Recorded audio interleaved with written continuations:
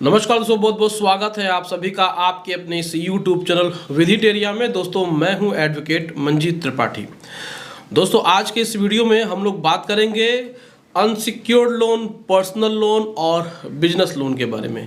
जी हाँ दोस्तों, unsecured loan में जो भी आपके पर्सनल लोन और बिजनेस लोन आते हैं, साथ ही साथ क्रेडिट कार्ड की भी बात कर लेते हैं कि इसमें जो समन्स आते हैं, यानी कि अगर आपने चेक दिया है सिक्योरिटी में या फिर आपका ऑटो डेबिट पैसा कटता है ईएमआई जाने में या क्रेडिट कार्ड के बिल के जाने में या फिर अनसिक्योर्ड बिजनेस लोन का ब्याज कटने में, तो अगर इसमें किसी प्रकार से आपने डिफ़ॉल्ट कर दिया, यानी अनसिक्योर्ड लोन को देने में डिफ़ॉल्ट कर दिया, पैसा नहीं गया, अकाउंट आपका एनपीए हो गया।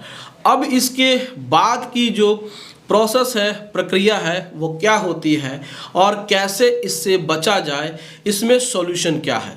क्योंकि इसके सॉल्यूशन के लिए अगर आप कहीं भी जाएंगे पर्सनली तो आपको बहुत ज़्यादा पैसे खर्च करने पड़ेंगे, लेकिन आपको हम इसी तरीके से ऑनलाइन फ्री में बता देते हैं। देखिए क्या है कि कोई भी एडवोकेट अगर आपके लिए कार्य करेगा तो वो पैसा ज़रूर चार्ज करेगा, और यहाँ पर लोग अलग अलग तरीके से चार्ज करते हैं।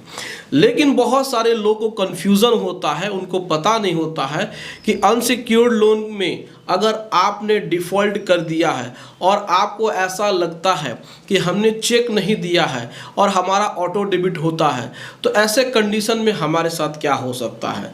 अगर वह अपने दोस्तों से या रिश्तेदारों से या किसी भी तरीके से अदर लोगों से वो जानकारी प्राप्त करता है, तो वो लोग कहते हैं कि इसमें कुछ नहीं होगा, कोई दिक्कत नहीं होता है। लेकिन हमारा मानना ये है कि आपको कानून की जानकारी होनी चाहिए, क्योंकि अगर बैंक के द्वारा एक बार कोर्ट में केस फाइल कर दिया जाता है तब यहाँ पर आपको मजबूरन कोर्ट के प्रोसीजर को फॉलो करना होगा।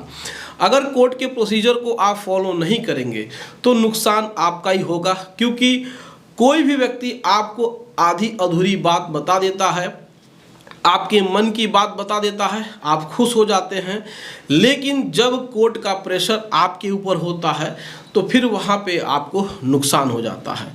तो आज हम लोग बात करेंगे पेमेंट एंड सेटलमेंट एक्ट 2007 के सेक्शन 25 और एनआईए एक्ट यानी कि नेगोशिएबल इंस्ट्रूमेंट एक्ट 1881 की जो धारा यानी सेक्शन 138 और 144 है, इसमें क्या प्रोसीजर होता है, कैसे बचा जाए, कैसे इसमें केस फाइल होते हैं, तमाम चीज़ें हैं जो आपको जानना ज़रूरी है।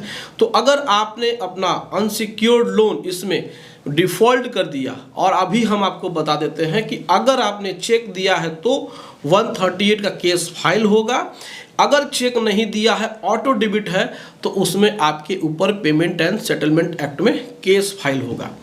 अब देखिए यहाँ पर क्या होता है कि बैंक किसी दूसरे राज्य के दूसरे शहर के सिविल कोर्ट से आपको समन्स भिजवाती है। अब यहाँ से क्या होता है कि यहाँ पे आपकी मुश्किल थोड़ी सी बढ़ सकती है।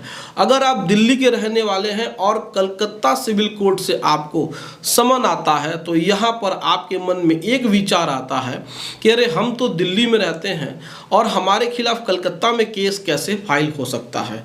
तो आपको ऐसा लगता है कि ये फेक डॉक्यूमेंट है, हमें वहाँ नहीं जाना चाहिए, और आपके मन में एक कन्फ्यूजन रहता है। फिर आप वहाँ पे नहीं जाते हैं और आप अपने दोस्त यारों से, रिश्तेदारों से या किसी से पूछते हैं तो वो लोग कहते हैं कि ऐसा हो ही नहीं सकता है कि आप दिल्ली में रह रहे हैं और आपके खिलाफ कलकत्ता में केस फाइल हो गया है, तो इसमें जाने की ज़रूरत नहीं है, ये फेक डॉक्यूमेंट है। तो जब कोर्ट में केस फाइल होता है, तो जब कोर्ट आपको बुलाती है, जो पहला नोटिस इशू होता है उसको कानूनी भाषा में समन्स कहते हैं। अब समन्स पे आपको अपीयर होना है या नहीं है, बहुत सारे लोगों के मन में ये भी प्रश्न उठता है।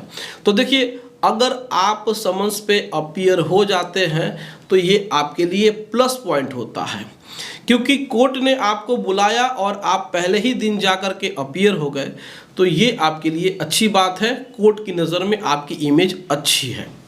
लेकिन अगर आप नहीं जा पाते हैं या फिर नहीं जाना चाहते हैं तो फिर थोड़ी सी मुश्किल यहाँ पे आपके लिए हो जाती है कि कोर्ट जब वारंट आपके खिलाफ भेजता है तो फिर ऐसे में जब आप अपीयर होंगे तो थोड़ी सी आपको कोर्ट की नाराजगी को झेलना पड़ेगा, यानी कोर्ट आपसे नाराज हो जाएगा, यानी कि आपके बारे में उनके मन में एक निगेटिविटी आ जाएगी। तो अगर आपने कोई भी अनसिक्योर्ड लोन लिया है, डिफ़ॉल्ट कर दिया है और आपको समन्स आए हैं किसी दूसरे शहर से, तो आपको ज़रूर जाना चाहिए, क्योंकि कोर्ट का प्रोसीजर है, इसको आपको फॉलो करना होगा। तो ऐसे कंडीशन में बहुत सारे लोग ये सोचते हैं कि अगर हम वहाँ नहीं जाएंगे तो हमारे साथ क्या हो सकता है। तो देखिए, कानून की जानकारी आपको रखना ज़रूरी है, मैंने पहले ही बताया है। तो इसमें देखिए क्या हो सकता है, पहला तो कोर्ट आपको गलत तरीके से ट्रीट कर सकता है। हो सकता है कि कोर्ट आपसे नाराज़ हो जाए अगर वो वारंट भेजते हैं तो। फिर जो आपकी बात होनी चाहिए थी वो बात नहीं हो पाएगी।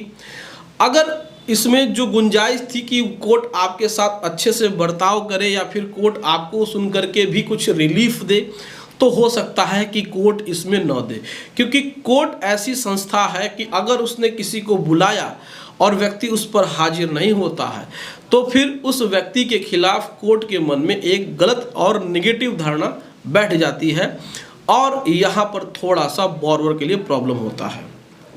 तो हो सकता है कि आपको वारंट पे जब बुलाया जाए तो आपकी बात को कम सुनी जाए, हो सकता है आपको बोलने न दिया जाए, हो सकता है कि आपके खिलाफ जल्द से जल्द कार्रवाई हो सकती है। लेकिन इससे बचा कैसे जाए ये भी जानना ज़रूरी है।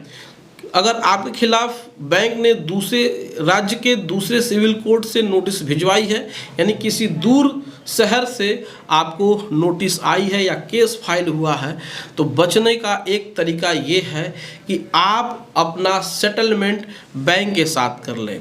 यानी बैंक के पास जाएं, एक प्रोसेस से जाएं, आप उनके हेड ऑफिस में जा कर के एक रिक्वेस्ट लेटर दे दें कि सर हमारा जो भी आउटस्टैंडिंग है हम उसको पे करना चाहते हैं, आप हमको एक सेटलमेंट लेटर बना कर दे दीजिए और साथ ही साथ आप हमारे इस केस को विड्रॉ करेंगे, ये भी हमें आप राइटिंग में यानी कि लिख करके देंगे।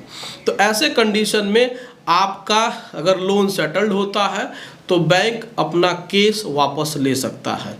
तो केस को वापस लेने का जो राइट होता है वह उस केस करने वाले व्यक्ति के अधिकार में ही होता है, यानी कि जो वादी है, यानी कि जो कंप्लेनेंट है, जिसने कंप्लेन करी है, वही एप्लीकेशन दे करके कोर्ट से अपना केस वापस ले सकता है। तो इस तरीके से आप अपने इस चेक बाउंस या फिर ईसीएस बाउंस के केस से आप बच सकते हैं, सेटलमेंट करा सकते हैं, कोर्ट जाने की ज़रूरत नहीं है और कोर्ट के प्रोसीजर को फॉलो करना भी ज़रूरी है। तो इस प्रकार से आप खुद का बचाव कर सकते हैं। तो दोस्तों, ये जानकारी आपको कैसे लगी आप हमें कमेंट करके अपनी राय ज़रूर बताएं। दोस्तों, वीडियो अच्छी लगी हो वीडियो को लाइक ज़रूर कर दीजिएगा, इसे अपने दोस्तों और रिश्तेदारों में शेयर कर दीजिएगा और हमारे चैनल को सब्सक्राइब करके हमें सपोर्ट ज़रूर प्रदान करिएगा। दोस्तों, मिलते हैं अगली वीडियो में एक नए टॉपिक के साथ। तब तक आप अपना और अपने पूरे परिवार का ध्यान ज़रूर रखिए। Thank you so much. जय हिंद दोस्तों।